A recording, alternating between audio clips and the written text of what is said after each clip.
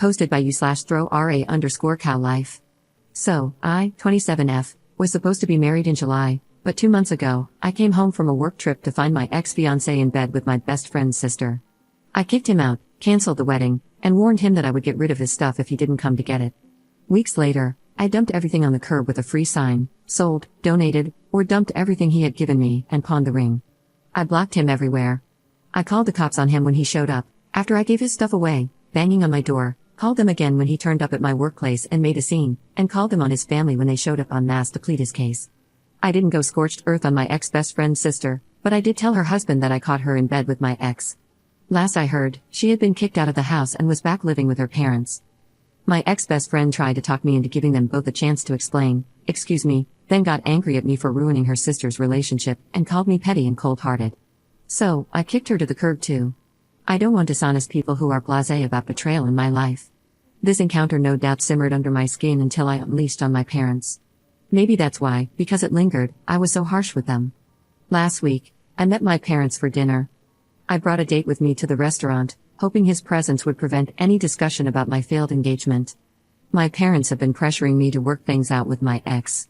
He's so sorry. I owe it to him to talk to him, to give him 5 minutes to explain himself. She meant nothing to him, he made a mistake. I'm cruel for shutting him out the way I have. How could I call the police on him? How could I do the same to his family? His parents are good people. They didn't deserve to be humiliated like that. He's having a rough time. He's depressed, and everyone is worried about him. He loves me, really loves me. He's learned his lesson. It's time to grow up and forgive him.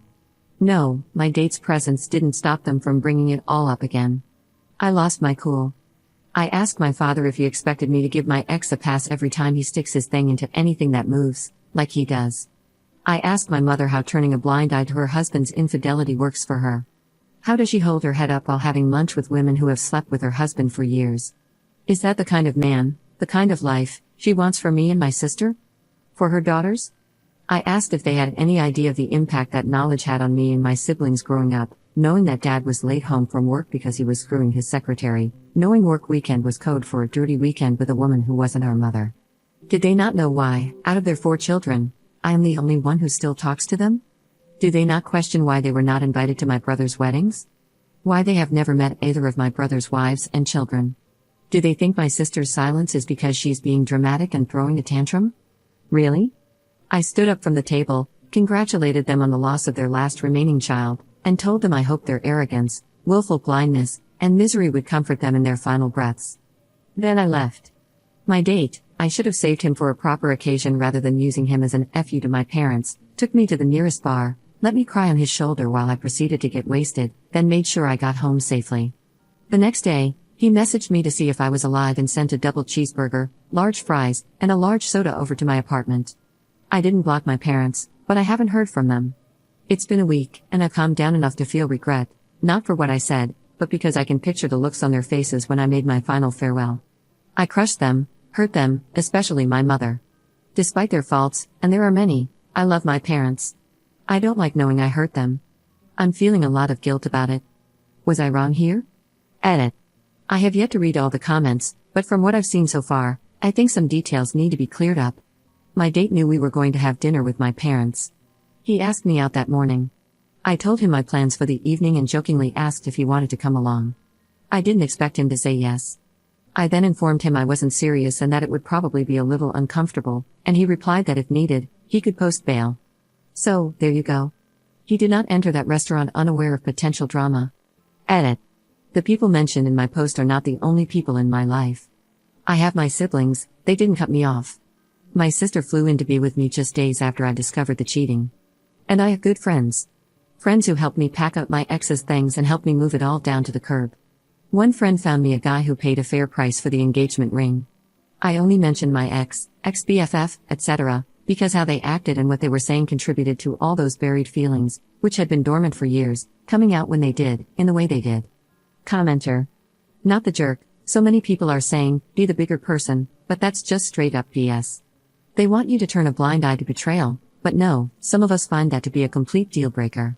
I'm with you 100%, cut them all out of your life because what's more important is your mental well-being, not giving closure or forgiveness to those who hurt you. As for your parents, they made their choices, And now they have to live with the consequences of their crappy actions. Op's response: I could maybe be the bigger person if he got me a burrito instead of the taco I wanted. But cheating on me in my apartment, in my bed? Screw off and take your filthy bum out with the other piece of trash. Update 6 months later.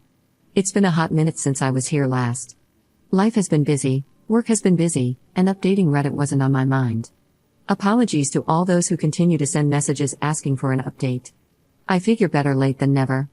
Where to start? First, a thank you to all who replied to my post. I tried to read every comment, and though I didn't post for the validation most of you gave, receiving it did lighten the load a little bit.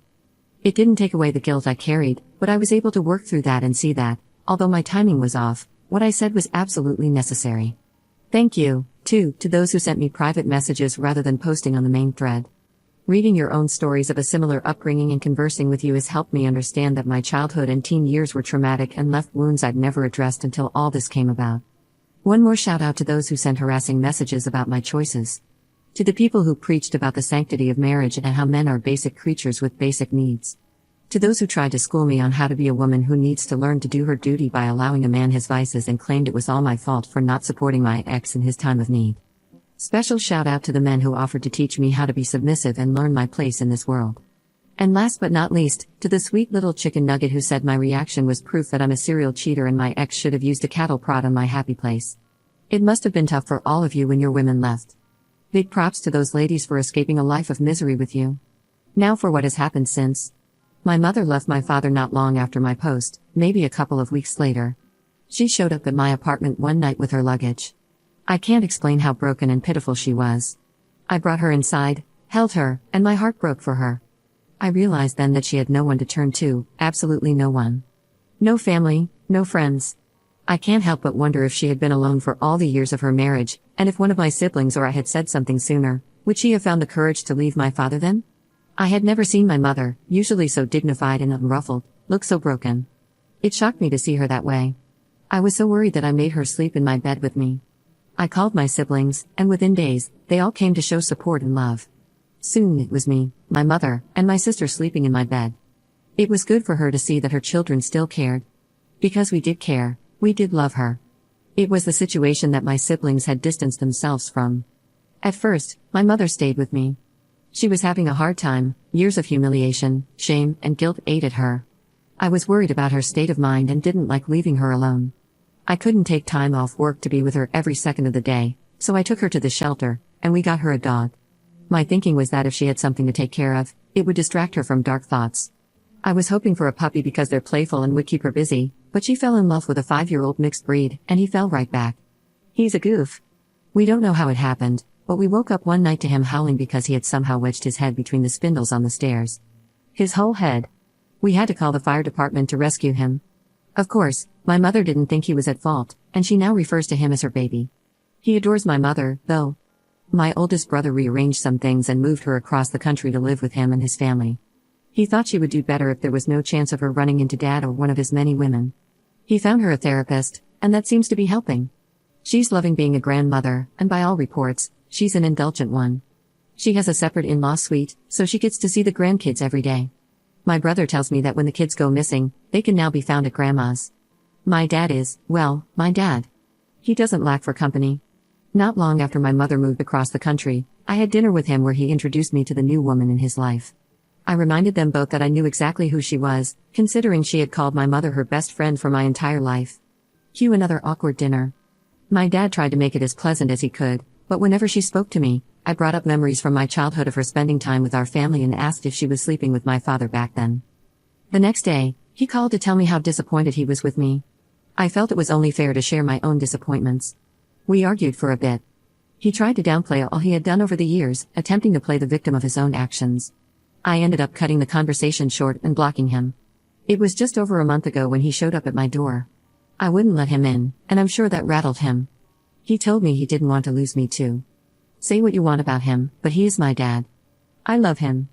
I don't want to lose him either. He promised he wouldn't force me to interact with any of his women. So far, we've had a couple of pleasant outings, and they've gone well. I'm cautiously hopeful that we can continue to be in each other's lives. As for me, well, I took the advice some of you gave me and started therapy. It's humbling to realize that, though you may think you're fine, you're actually not.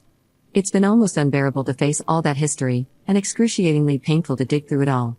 After some sessions, all I want to do is head to the nearest bar and drink until I forget everything I just went through to figure out where it all started and why I am the way I am. I think therapy is one of the most difficult things I've ever done. I don't know how some of you have been doing it for as long as you have. I also don't know why you do it so willingly. I must be crazy for listening to all you crazies in the first place. But it is helping. Now, for the update most of you want. I can't even tell you how many messages I've received from people wanting to know about him. It was almost like you all were saying, "Girl, we don't care about whatever life crisis you're going through, just tell us about the date." Well, I haven't replied to any of those queries because my post wasn't about him. But now, I figure in a roundabout way, I owe you something because you all played a part in where we are today. I won't give a rundown of everything that's happened between us, but I will share a few things. He contacted me after seeing a podcast on YouTube. He sent me a link with a query, "Is this you?" To say I was mortified would be an understatement.